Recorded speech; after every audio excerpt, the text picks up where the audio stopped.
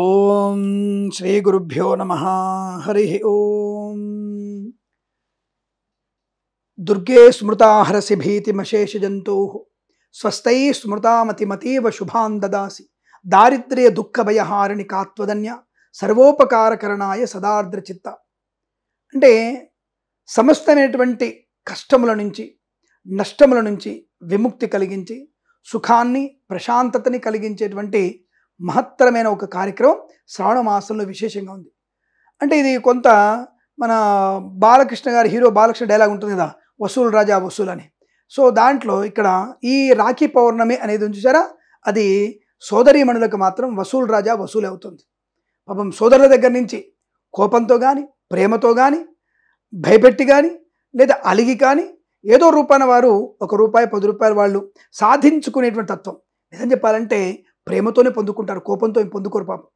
ఆడపిల్లకి మనం ఎంత ఎక్కువ ఇస్తే అంత మనకి ఎక్కువ వస్తుంది. ఆడపిల్లకి మీరు ₹10 ఇస్తే మీకు ₹100 వస్తుంది. ఆడపిల్లకి 1,00,000 ఇస్తే మీకు 10 లక్షలు వస్తాయి. వచ్చి తీరుతాయి అంతే. ఎలా వస్తాయి కాదు, సాక్షాత్తు మన ఇంటికి ఆడపిల్ల లక్ష్మీదేవి లాంటిది. అటువంటి లక్ష్మీదేవి యొక్క అనుగ్రహం మనం పొందుకుంటే చాలు. అంటే ప్రత్యక్షంగా కనపడేది మన మహాలక్ష్మి, మన ఇంటి మహాలక్ష్మి ఆడపిల్లనే. మన తోడబుట్టిన ఆడపిల్ల మహాలక్ష్మి, మన కడుపున పుట్టిన ఆడపిల్ల కూడా మహాలక్ష్మి. కాబట్టి అటువంటి మహాలక్ష్మికి మనం ఎంతగా ధనకనుక వస్తువాహనాదులు ఇవ్వగలిగితే, ఎంత కానుకగా సంతోషంగా ఇవ్వగలిగితే అంతకు 10 మనకు వచ్చి తీరుతుంది. ఇందులో సందేహపడక్కర్లేదు. ఇది ఈ కుటుంబపరమైనటువంటి బాంధవ్యాలని పెంచుకునేది.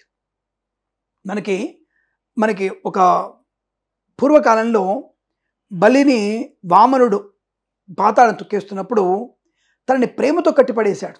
తనని శాపంతో కోపంతో తొక్కేలేదండి. బలి అడిగాడు, నాయన ఇది దేహం కానీ ఇదంతా కూడా నీదే, నువ్వేది కోరుకుంటే అది ఇవ్వగలను నేను అని అడిగినప్పుడు చాలా బలవంతుడు బలి, చాలా బలవంతుడు, ఐశ్వర్యం ఉన్నవాడు, కానీ నారాయణ భక్తుడు, విష్ణుమూర్తికి అచంచలమైనటువంటి భక్తి విశ్వాసం. కానీ రాక్షస నేత అయినాడు కాబట్టి ఈ భగవంతుడు వామన రూపం ధరించి వెళుతాడు, నాయన నాకేమిస్తావు అంటే నీకేం కావాలో కోరుకో అన్నప్పుడు 3 అడుగు చాలంటాడు. 1 అడుగు భూమి మీద, 1 అడుగు ఆకాశం మీద, 1 అడుగు ఎక్కడ పెట్టాలి అన్నాడు. సాక్షాత్తుగా బలి చక్రవర్తి తన శిరస్సు వంచి నా మీద పెట్టమంటాడు. అంటే విష్ణుమూర్తి బలిని ప్రేమతో బంధించాడు. అందుకే ఏనబద్దో బలిరాజా దానవేంద్రో మహాబల.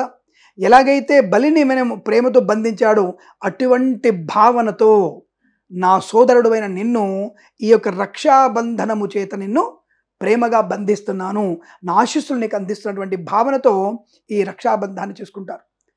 రక్షాబంధనం అంటే ఏదో ఆషామాషిగా వచ్చినటువంటి పండుగ కాదండి. తప్పకుండా మనకి భద్రయోగం ఉన్నటువంటి ఇలాంటి భద్రయోగమైనటువంటి సమయంలో ఈ రక్షాబంధనం చేసుకుంటే చాలా విశేషమైనటువంటి పుణ్యపదం. అది కూడా రాఖీ పౌర్ణమి రోజు వచ్చింది. అంటే రక్షాబంధనం అన్నా రాఖీ పౌర్ణమి అన్నా అదే అర్థం. అంటే ఆడపడుచు మన ఇంటికి వచ్చి మళ్ళీ మనకి మంగళహారతులు ఇచ్చి రాఖీ మన చేతి కట్టి కంకణం కట్టి మన నోట్లో కాస్త పంచదార కానీ బెల్లము కానీ స్వీట్ కానీ పాయసం కానీ పెట్టి తనని ఆశీస్సులతో, చిన్నపిల్లైతే ఆనందంతో ఆలింగనం చేసుకొని, పెద్దవాళ్ళైతే మనస్ఫూర్తిగా ఆశీర్వదించి మనం యశస్సుగా ఉండాలని, ఎప్పటికీ ధన కనుక వస్తువాత ఉండాలని మనస్ఫూర్తిగా కోరుకునేటువంటి వ్యక్తులలో మొట్టమొదటిది మన సోదరి మాత్రమే. తప్పకుండా కోరుకుంటుంది. ఎక్కడో 2-3 ఉండవచ్చు, 3-4 కుటుంబాల్లో తమ్ముడు నాశనం కోరుకునే వాళ్ళు ఉండవచ్చు గాక, కానీ 199% సోదరుడి యొక్క బాగును కోరుకునేది సోదరి మాత్రమే. ముందు వరుసలో ఉంటుంది. తదుపరి తల్లిదండ్రులు ఉంటారు, తర్వాత సోదరులు ఉంటారు, తర్వాత విషయం. కానీ ముందు వరుసలో మొట్టమొదటి స్థానం ఉండేది సోదరి మాత్రమే. విడదీయరాని బంధం అనేది సోదరులు మాత్రమే. అమ్మ నాన్న పోతే సరే, ఒక వ్యక్తిని మనం నాన్న అని పిలవచ్చు, ఒక వ్యక్తిని మనం అమ్మ అని పిలవచ్చు. కానీ ఒక వ్యక్తిని అన్న అని పిలవాలి, ఆప్యాయతగా కడుపుండ అంటే ఇంకో వ్యక్తి ఉన్నాడు, సోదరుడు తన తోబుట్టిన వాడు మాత్రమే అటువంటి భావనతో చూడగలం మనం. కాబట్టి మనకి ఆ సోదరుడి యొక్క బాధ్యతల్ని, బంధాన్ని ఎప్పటికి కూడా తెలియజేసేది రక్షాబంధనం. అటువంటి రక్షాబంధనం నాగబంధనముగా మనకి. నాగబంధనం అంటే ఏమిటి? నాగబంధం విడదీయలేనిది. సాక్షాత్తుగా హనుమంతుడిని కూడా నాగబంధంతో కట్టివేస్తాడు. కాబట్టి అటువంటి నాగబంధంతో కట్టుబడి ఆయన రావణాసురుడు ముందుకెళ్తాడు. అఫ్కోర్స్ అటు హనుమంతుడు తనకు తానుగా నాగబంధంలో కట్టుబడేసుకుంటాడు. ఆయన ఎవరి చేతిలో కూడా బంధింపబడే శక్తి లేనివాడు. ఎవరు కూడా ఆయన బంధించలేరు. కానీ తనకు తానుగా హనుమంతుడు బంధింపబడి రావణాసురుని యొక్క మందిరంలోకి వెళ్తాడు. అది వేరే కథ, మాట్లాడుకుందాం. కానీ ఇక్కడ అటువంటి నాగబంధంతో, ప్రేమ అనేటువంటి బంధంతో ముడిపట్టగలిగేటువంటి రక్షాబంధనమైనటువంటి శుభదినం ఈ రోజున ఆ సోదర సోదరీమణుల యొక్క అత్యంత ఆనందకరమైనటువంటి బాధ్యత, బంధాలని, ఆనందాన్ని పెంపొందించేందుకే ఎలాగైతే బలిని వామనుడు ప్రేమతో బంధించాడో ఒక చిన్న రక్షాబంధనము చేత ఆ సోదరి కట్టిపడేసి మనలో ఆనందాన్ని నింపేది సోదరిమణి. అటువంటి సోదరిమణికి నువ్వు సువర్ణం ఇస్తావా, బంగారం ఇస్తావా, ఏది లేకపోతే ఒక జాకెట్ ముక్క పెడతావా, అది నీ ఇష్టం.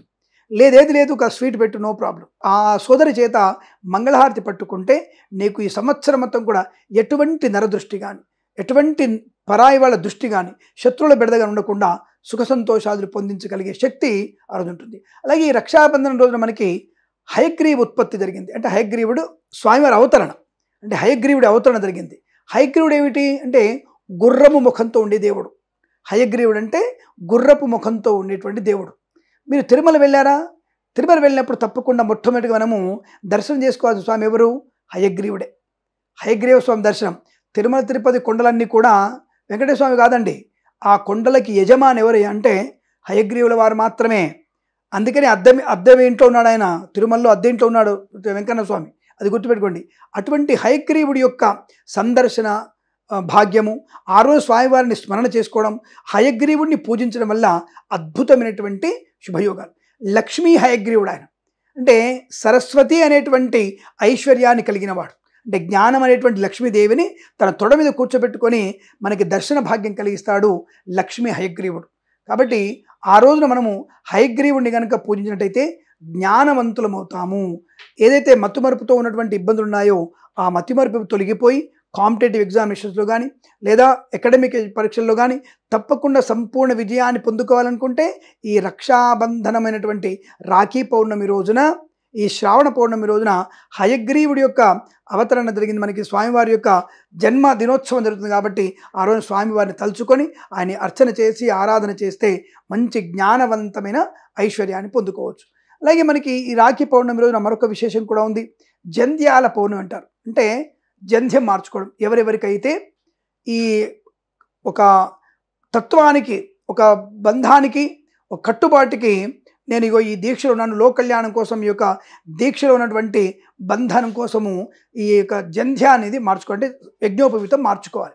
అది ఉపాకర్మ చేసి యజ్ఞోపవీతం మార్చుకునేటువంటి రోజు కనుక దీని జంధ్యాల పౌర్ణమని, రక్షాబంధనం కనుక రాఖీ పౌర్ణమని, హయగ్రీవుడి యొక్క అవతరణ జరిగింది కాబట్టి స్వామివారిని హయగ్రీవ జన్మదినోత్సవం అని, ఇలా 3 రకాల ఈ పౌర్ణమికి విశిష్టత.